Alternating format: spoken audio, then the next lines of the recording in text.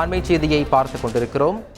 சட்டவிரோத பணப்பரிமாற்ற வழக்கில் ஜாஃபர் சாதிக்கின் சகோதரர் சலீம் இரண்டாவது நாளாக அமலாக்கத்துறை அலுவலகத்தில் ஆஜராகி இருக்கிறார். அண்மை செய்தியாக பார்த்துக் கொண்டிருக்கிறோம். இது பற்றிய கூடுதல் விவரங்களோடு இணைகிறார் எமது செய்தியாளர் சாலமன். வணக்கம். இது பற்றிய முழு விவரங்கள்.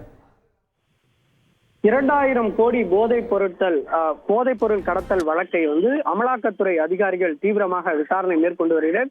குறிப்பாக இந்த வழக்குல சட்டவிரோத பணப்பரிமாற்றம் நிகழ்ந்திருப்பதாக கூறி அமலாக்கத்துறை அதிகாரிகள் வழக்கு பதிவு செய்து ஜாஃபர் சாதிக் மற்றும் அவரது நண்பரான திரைப்பட இயக்குனர் அமீருக்கு தொடர்புடைய இடங்கள் என அனைத்து இடங்களிலும் அமலாக்கத்துறை அதிகாரிகள் சோதனை மேற்கொண்டு பல முக்கிய ஆவணங்களை பறிமுதல் செய்த நிலையில இந்த விவகாரம் தொடர்பாக தற்போது ஒவ்வொருவருக்கும் அமலாக்கத்துறை அதிகாரிகள் சம்மன் அனுப்பி தீவிர விசாரணை மேற்கொண்டு வருகின்றனர்.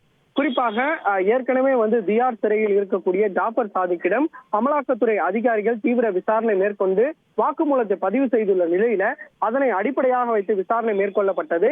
திரைப்பட இயக்குனர் அமீர் மற்றும் ஜாஃபர் சாதிக்கின் மனைவி அமீனா உள்ளிட்டோரிடம் அமலாக்கத்துறை அதிகாரிகள் தீவிர விசாரணை மேற்கொண்டு வாக்குமூலத்தை பதிவு செய்தனர். இந்த நிலையில நேற்றும் ஜாஃபர் சாதிக்கின் சகோதரரான சலீம் ஆஜராகி அளித்துள்ள நிலையில இன்றும் அவர் இரண்டாவது நாளாக அமலாக்கத்துறை அலுவலகத்தில் ஆஜராகி தற்போது விசாரணையானது தீவிரப்படுத்தப்பட்டுள்ளது. குறிப்பாக ஜாஃபர் சாதிக் மேற்கொள்ளக்கூடிய அனைத்து தொழில்களையும் அவரது சகோதரரான சலீம் மேற்கொண்டு வந்த நிலையில அது தொடர்பான ஆவணங்களை பெற்று தற்போது தீவிரமாக விசாரணை மேற்கொள்ளப்பட்டு வருகிறது. மேலும் வெளிநாடுகள்ல நடந்த பண பரிவர்த்தனை தொடர்பான ஆதாரங்களை சலீம் அளித்திருப்பதாக ஒரு தகவல் வெளியாகி உள்ள நிலையில அது தொடர்பாகவும் தற்போது ஆவணங்களை பெற்று தற்போது அமலாக்கத்துறை அதிகாரிகள் அவரிடம் தீவிரமாக விசாரணை மேற்கொண்டு வருகின்றனர். ஏற்கனவே டெல்லியில் 3 நபர்கள் இந்த வழக்கு தொடர்பாக கைது செய்யப்பட்ட நிலையில தான் சிக்கிக் கொள்ளக்கூடாது என்பதற்காக ஜாஃபர் சாதிக் அவரது செல்போனை நேப்பியர் பாலத்திற்கு சென்று உடைத்திருப்பதாக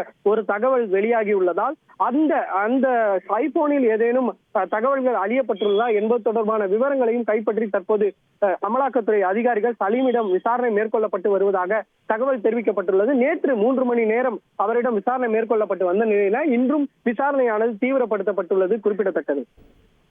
கூடுதல் விவரங்களுக்கு நன்றி சாலமன். செய்திகளை உடனுக்குடன் தெரிந்து கொள்ள உடனே சப்ஸ்கிரைப் பண்ணுங்க.